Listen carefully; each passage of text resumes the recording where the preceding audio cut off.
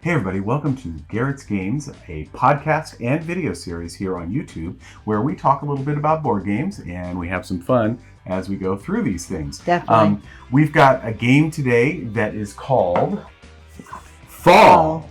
It is by Giampaolo, Razzino for 2 players only, plays in about 30 minutes and has a 10 plus rating on the box. This, I think, is best compared to Cascadia, which is an award-winning game, and for more players, for 2 or more players. Yes. This one is 2 players only, but has some of those same elements as Cascadia, which is one of the reasons why I really like it here. So before we move on, just want to let everybody know that we are sponsored by Bezier Games. Just like in the podcast, Bezier Games with Sears Catalog and Xylotar and Sandbag and Rebel Princess Deluxe Edition, all games that came out last year, as well as classics like Cat in the Box Deluxe Edition, an awesome trick-taking game, and bigger things like Castles or Palace of Mad King Ludwig, or Suburbia, or all of the One Night Ultimate Werewolf series. All right? So many great games. Stuff from Bezier Games. Check them out at beziergames.com or head to your local game store and check them out there. Remember, subscribe and give us a thumbs up here on this. And of course, you can head over to our podcast at garrettsgames.com, sponsor the podcast at patreon.com/garrettsgames, or head down in the show notes and check out the games that no longer fit on our shelves but belong on your table. Okay, without further ado, let's check out Fall.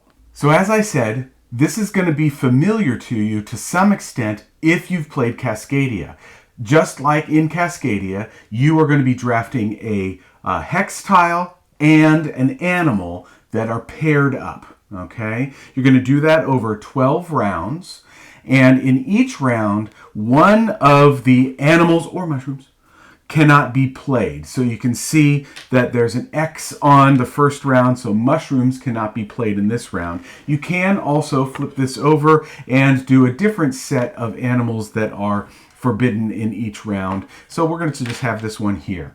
We've got then a start tile that is going to be played here, and this is where things start to diverge from Cascadia. In Cascadia, everybody is building their own little land and having some fun doing that and so on. Here, everybody's building together, okay? And so you're going to be drafting in turn order. First player, then the second player gets to do the second and third draft, and then the player who started gets the last thing. You can see that on the tokens, there are different landscapes in the background. You've got the particular piece or pieces that can be played on this particular hex.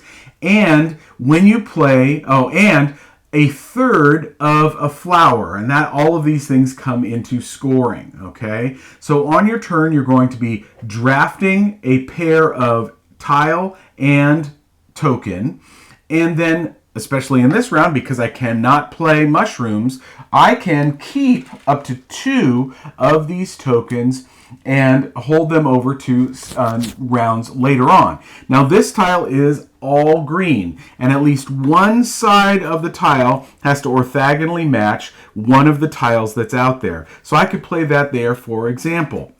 And then it would be my turn, and I would get to play 2 tiles, or pick 2 tiles. So let's say I pick this one because maybe I want to play a fox, and we'll talk about those cards in a minute, what you want to do. So I'm going to take this one, and I'm going to line it up. Let's say I want to line it up. Maybe I like pink flowers, so I'm going to line. Nope, I can't do that. I couldn't do it that way. But there's the pink flowers, so you could do it over here. Yeah, right here. Okay. So I lined up the red. So one of the sides has to be lined up, but not necessarily all of them. So notice red is lined up here, but then not lined up here, but that's okay. Red and green is here, but the red is lined up there. And I could keep this, or I could put it down if I wanted to, or I could play it on the one that already has a place for foxes as well. Let's say I just wanted to put it here. That's fine. Actually, you could play it there. I could play it there because it has both symbols on it. And let's say I want to take this one as well. So I would take this, and let's say I liked pink flowers, and would it fit? It would, so I would actually get to make a pink flower. Okay. And I cannot put this one there So I would keep it. Yeah. Or I could have saved it and put it over here if I had wanted to. Exactly. So that's one of the nice things about having 2 turns in a row is that Shelley can say, oh, well, I'm going to take this as my third turn, so I'm going to put my fox here for my second turn, and then this tile that she had played previously, she could put the bird on. And notice that both birds, the robin and the hoodoo something or others, the yellow bird and the red bird, yeah, right? the red bird and the yellow bird are there. Okay. Now, that seems somewhat familiar because you've been playing your tiles. But here's the thing. Say I take this tile. First of all, frogs must be played on the turn that they are taken, not held over like anything else. And all of the hex tiles can be played so that you play on top. So, for example, say I also liked the idea of pink. Well, it's not going to play there because green's over here and red's over here. So I still have to match, and yellow's over there. All right. So I actually I could play it right here, and I could play on top of this tile. I could also most probably, though, if I was wanting pink, he might not be wanting pink. So exactly. So maybe instead, I'm like, okay, I'm going to make sure that there's a block here, right, and I need yellow and red. So I'm going to place this. You know what? I'm going to place it over here. Yeah. Let's do this. Maybe I like blue, so I'm going to set that up. If you place on top of something, this just goes away.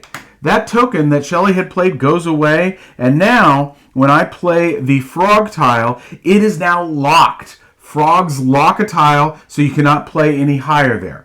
I should say, when you're building up, you can only build up a maximum of 3, so that's part of your planning here. And you're building exactly on the other hexagon that's below it. Exactly, right. So it's right on top of that hexagon, and now that is going to not get any higher because that frog has to stay there. So, how are you doing scoring? Well, you've got 3 different types of scoring that you've got. You've got groups for foxes, groups of those flowers that we talked about, and for the birds as well. Along with that, mushrooms. Notice that we've got these mushrooms. When I would get a chance, say it's the next round, to play it, if I played this mushroom here, let's see. I would play it and I could get 1 point because it's on the first level. If I had built it up, say I was able to just pretend that this matches, okay, that and that. If I get it all the way to the, there we go, all the way to the 3rd level, I play that mushroom. That is going to be worth 6 points. So it's 1, 3, 6 on the 3 levels for mushrooms. And mushrooms, like frogs, lock things in place. So if I wanted to make sure, or Shelley had wanted to make sure that she could lock that pink in place, she might have been able to use a mushroom, get less scores from it, but then score the pink flower. So notice sometimes you can't play mushrooms because those might be blocked in certain rounds. Exactly. So with flowers, for example, each person gets a card, and one of the 3 types of flowers is going to be worth 3 points. One of them is going to be worth 1 point, and one of them you're not going to get any points from. And they have to be completed, and it takes 3 tiles, as you could see, to complete them. So, but then I would be working on something different because so Shelley's working on this one, which is pink. So notice that she has a blue is 0, whereas my blue is 3. But I might like to have those pink flowers around because at least I get 1 point for them. So that's kind of nice. It might be synergistic or it might be completely the opposite. For foxes... For foxes, for example, if this was mine, I would be trying to get not a single fox by itself because that would be a negative.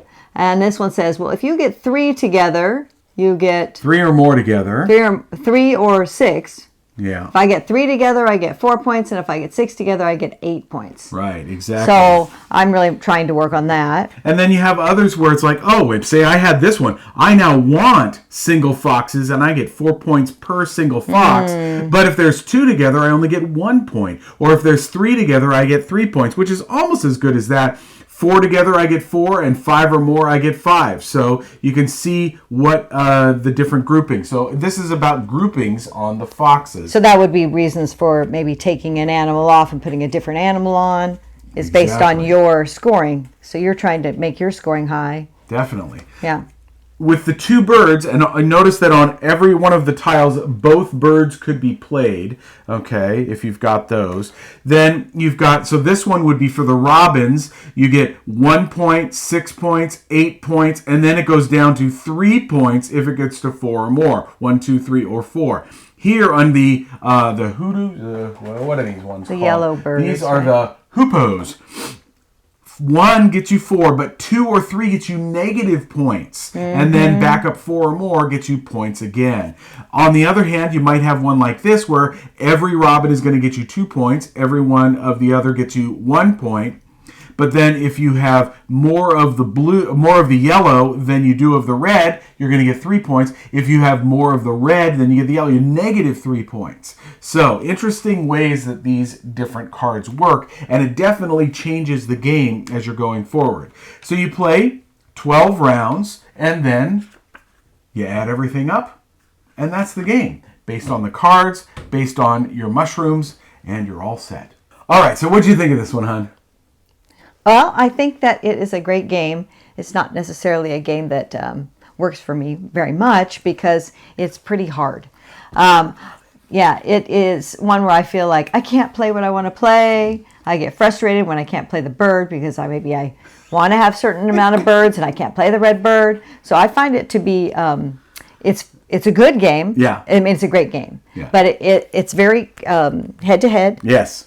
And it's challenging. What do you love about it? I really like the puzzly tactical aspect of using that situation where you're doing the second and third turn especially to possibly build up that second and third level to be able to then, boom, put down a mushroom that you've been holding on to and get those 6 points and set those up, or use that frog to make sure you've got the flowers that you're looking for, and that tactical nature of how you're going to use your turn to the best of your ability and possibly hold on to, you can hold over no more than 2 of the animal / mushroom tiles.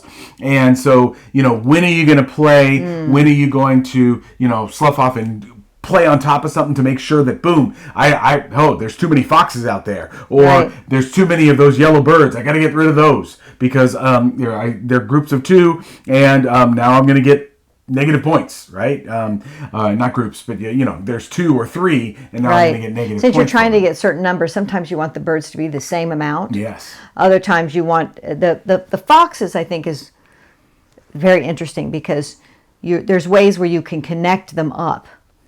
That's true. That's true.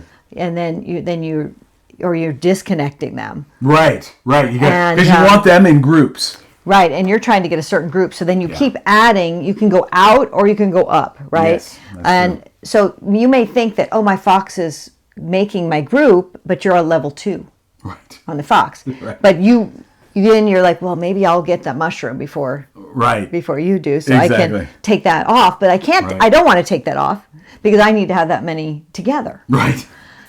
So there's a lot to think about. Yeah, there's a lot to think about. I think that if you like Cascadia, yes. and you do play 2-player-only games, this is a really solid, deeper level think than Cascadia. Well, so Cascadia is different in that you only are working on your board. Right, that's what I mean. So this whole, you think you know where you want to go, but you can't necessarily make it go there because your opponent has their mindset on what they want to do. That's true. So yeah, it's a challenging game. It's a solid game. Yes. I think it is great. Yeah. It's just one doesn't work for my brain very well. Right. Okay. Again, that is Fall from Little Rocket Games, designed by Giampaolo Razzino for 2 players only. Plays in about 30 minutes. Again, if you like Cascadia, I think this is a great one for you to try. Definitely should try this one. Yeah. All right, that'll do it for this week. Remember, head down to the show notes, check out that extensive list of games that we have that belong on your table, as well as you can sponsor the podcast, give us a thumbs up, subscribe, and we'll see you later. Take care. Bye. Bye.